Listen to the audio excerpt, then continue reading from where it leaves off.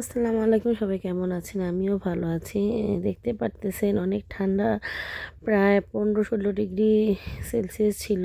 14 ছিল ফার্স্টে, মানে এরকম 14, 15, 16 এরকম অবস্থা। অনেক ঠান্ডা ছিল। আর কালকে আমাদের দুপুরবেলা বেসিক্যালি প্রতি সানডেতে ঘুরতে যাওয়া হয়, আর কালকে দুপুরবেলা কোথাও যাওয়া হয়নি, বাসায় ছিলাম। আর কাজকর্ম ছিল কিছু, আর ঠান্ডা ছিল, এর জন্য আর বাসা থেকে বের হওয়া যায়নি।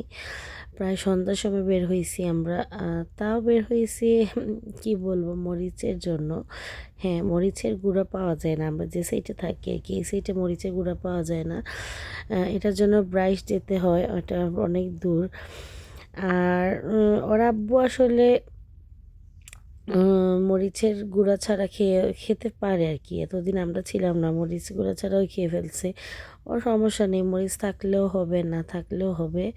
ও যেরকমই সাদাও পছন্দ করে খেতে পারে, সমস্যা নেই, আবার ঝাল হলেও খেতে পারে।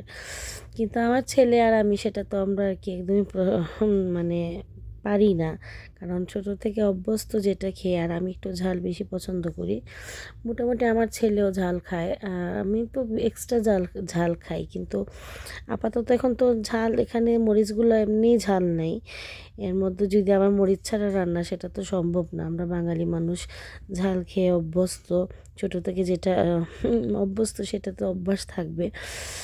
আর আমি বসেছিলাম অনেকক্ষণ, ওর আব্বু আমি বসেছিলাম আর আমার ছেলে। কিন্তু বাস তো আসতেছিল না। আর আমি প্রায় রাগই করতেছিলাম, এতক্ষণ সন্ধ্যা হয়েছে, বের হয়েছে, এর মধ্যে বাস নাই।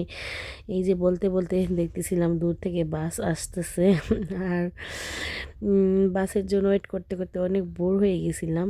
এই যে আলহামদুলিল্লাহ পরে বাস আসছে, পরে আমরা বাসে উঠছি। এখন আমরা ব্রাইস যাব, রওনা দিতেছি। ভালো থাকবেন সবাই, আমার জন্য দোয়া করবেন, আর বেশি বেশি করে লাইক করবেন, কমেন্ট করবেন। আল্লাহ হাফেজ।